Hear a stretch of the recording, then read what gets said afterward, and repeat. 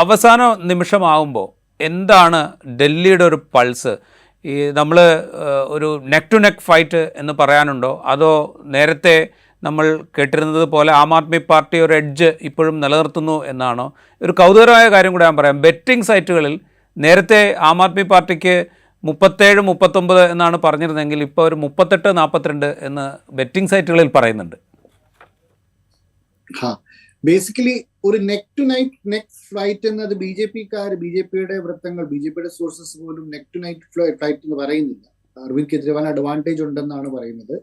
പക്ഷേ അരവിന്ദ് കെജ്രിവാളിന്റെ അഡ്വാൻറ്റേജിനെ നലിഫൈ ചെയ്യാൻ തക്ക പല കാര്യങ്ങൾ ബി ജെ പിക്ക് സ്ട്രെങ്ത് ആയിട്ടുണ്ട്. കാരണം ബൂത്ത് ലെവൽ ഓപ്പറേഷൻസ്,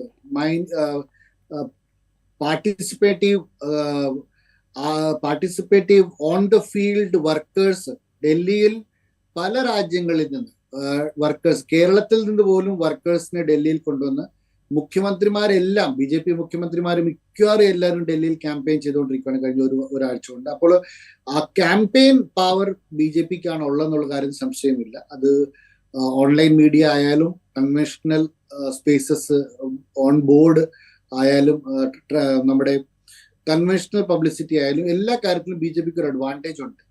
അത് മാത്രമല്ല, ഇത് ബി ജെ പി ഒരു ഈഗോ ഇഷ്യൂ ആയിട്ട് തന്നെയാണ് കാണുന്നത് ഡൽഹി ഇലക്ഷനിൽ. അത് നരേന്ദ്രമോദിക്ക് ഈ നാട്ടിൽ ഈ ദേശത്ത് എല്ലായിടത്തും പോയി ജയിക്കാം, പക്ഷെ ഡൽഹിയിൽ മാത്രം ജയിക്കാൻ പറ്റുന്നില്ലതൊരു കാര്യം, അതൊരു ഈഗോ ഇഷ്യൂ ആയിട്ട് തന്നെയാണ് ബി ജെ പി കാണുന്നത്. അതേസമയത്ത് Arvind Kejriwal is a shrewd mind. Arvind Kejriwal ഈ ഇലക്ഷനെ 2014 നരേന്ദ്രമോദി ചെയ്തതുപോലെ ഈ ഇലക്ഷനെ ഒരു പൊളിറ്റിക്കൽ ഇലക്ഷൻ അല്ലാതെ ഇതൊരു റെഫറൻഡം ആക്കി മാറ്റുന്നുള്ളൊരു കാര്യം സംശയമില്ല. അരവിന്ദ് കെജ്രിവാൾ ജയിലിൽ നിന്ന് വന്ന ഉടനെ പറഞ്ഞ ഒരു വാക്യം എന്ന് പറഞ്ഞാൽ, ഞാൻ റിസൈൻ ചെയ്യുന്നു, വരാൻ പോകുന്ന ഇലക്ഷനിൽ എന്നെ ഡൽഹിയിലെ ജനത ജയിപ്പിച്ചാൽ ഞാൻ I am blameless, I have not done anything. പക്ഷെ അതേസമയത്ത് ഞാൻ തോറ്റാൽ I am corrupt, I will go back to jail.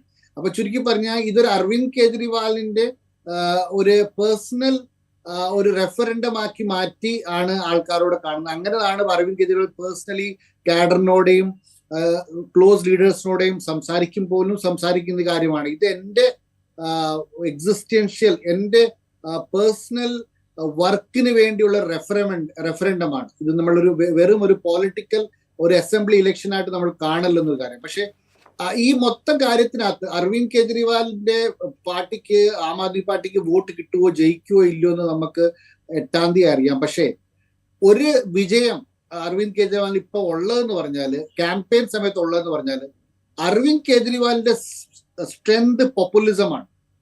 ആ ഒരു ഇലക്ഷനിയറിംഗിൽ പോപ്പുലിസം പ്രോമിസ് അത് എല്ലാ പാർട്ടികളും ഏറ്റെടുത്ത് മത്സരിച്ച് പ്രോമിസസ് ചെയ്തേക്കുവാണ്. അപ്പൊ അരവിന്ദ് കെജ്രിവാളിന്റെ വഴി എല്ലാവരും ഏറ്റെടുത്ത് അതോടുകൂടി ചിലര് സ്ത്രീകൾക്ക് അരവിന്ദ് കെജ്രിവാൾ 2100 rupees എല്ലാ മാസം പെൻഷൻ കൊടുക്കാമെന്ന് പറഞ്ഞു. പക്ഷെ കോൺഗ്രസും ബി ജെ പി പറയുന്നത് 2500 ഈച്ച് ഞങ്ങൾ പെൻഷൻ കൊടുക്കാം. കോൺഗ്രസിന് പിന്നെ ആൾക്കാര് തമാശയിൽ പറയുന്നത് എന്തോ വേണമെങ്കിലും പറയാം, കാരണം എന്തായാലും ഡൽഹി ജയിക്കത്തുന്ന അവർക്ക് അറിയാം, അപ്പം എത്ര പൈസ വേണമെങ്കിലും പ്രോമിസ് ചെയ്യാം. ബി ജെ പിയെ പറ്റി ഗ്രൗണ്ട് ലെവലിൽ ഞാനൊരു 10-12 കോൺസ്റ്റിറ്റ്യുവൻസീസ് എനിക്ക് യാത്ര ചെയ്യാനുള്ള അവസരം കിട്ടി. അപ്പോൾ ബി ജെ പിയെ പറ്റി ഇപ്പോഴും ഉള്ളൊരു ശങ്ക എന്ന് പറഞ്ഞാൽ, ബി ജെ പി പ്രോമിസ് ചെയ്യുന്നത് പല ക്ലെവർ പ്രോമിസസ് ആണ് ചെയ്യുന്നത്. ഡൽഹിക്ക് പല ഉദാഹരണങ്ങൾ ഡൽഹിക്കുണ്ട്.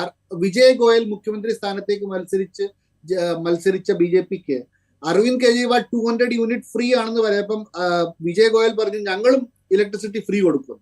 അപ്പം ഇലക്ഷന് മുമ്പ് തന്നെ ഞങ്ങൾ വിജയ് ഗോയലിനോട് ചോദിച്ചു, നിങ്ങൾ എത്ര യൂണിറ്റ് ആണ് ഇലക്ട്രിസിറ്റി ഫ്രീ കൊടുക്കുന്നത്? അപ്പൊ വിജയ് ഗോയൽ പറഞ്ഞു ഞങ്ങൾ ഇലക്ട്രിസിറ്റി കൊടുക്കത്തില്ല, ഞങ്ങൾ LED ലൈറ്റ്സ് ഫ്രീ കൊടുക്കും.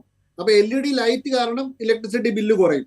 അപ്പൊ ചുരുക്കി പറഞ്ഞാൽ ബി ജെ പിക്ക് എല്ലാ പ്രോമിസുകളിലും ഒരു ടാക്ടിക് ഉണ്ടെന്നുള്ളൊരു കാര്യം ജനതയ്ക്ക് അറിയാം. പിന്നെ ഈ മിഡിൽ ക്ലാസ് പ്രോമിസസ്, ബജറ്റിനകത്ത് 12 ലക്ഷം വരെയുള്ള ആൾക്കാർക്ക് ടാക്സ് ഫ്രീ ആണെന്നൊക്കെ പറയും. കഴിഞ്ഞ 2 ദിവസം കൊണ്ട് ആം ആദ്മി പാർട്ടിയുടെ കാഡേഴ്സ് പബ്ലിസൈഡ് ചെയ്യുന്നത് ഇപ്പം ഈ 12 ലക്ഷം വരെയുള്ള ഫ്രീ അല്ല, അതിനകത്ത് പല ഡിസ്കൗണ്ട്സ് ഉണ്ട്, പല കാര്യങ്ങളുണ്ട്. It's all calculation, it's all smart calculations and PR work. അപ്പം മോദിയുടെ വർക്ക് എല്ലാം ഒരു പബ്ലിസിറ്റി സ്റ്റണ്ട് ആണെന്നുള്ളൊരു കാര്യമാണ് ആം ആദ്മി പാർട്ടി കൺവിൻസ് ചെയ്യാൻ നോക്കുന്നത്. അപ്പോൾ അരവിന്ദ് കെജ്രിവാളിന് പല സ്ട്രെങ്സ് ഉണ്ട്. Of course Venkatesh is on the panel, he would be able to tell us more. പക്ഷേ rural strength is something which I will like to talk about more maybe as the discussion proceeds.